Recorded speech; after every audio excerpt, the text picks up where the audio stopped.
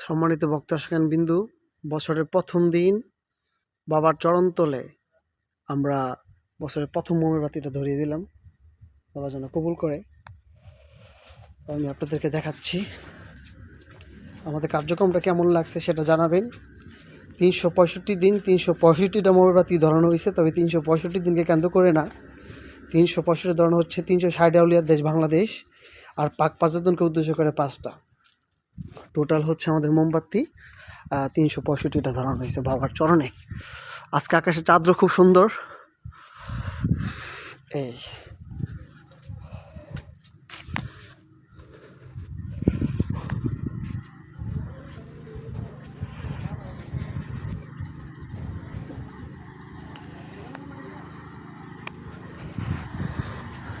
আমরা এখন, এটা আমাদের সম্মিলনের গেট।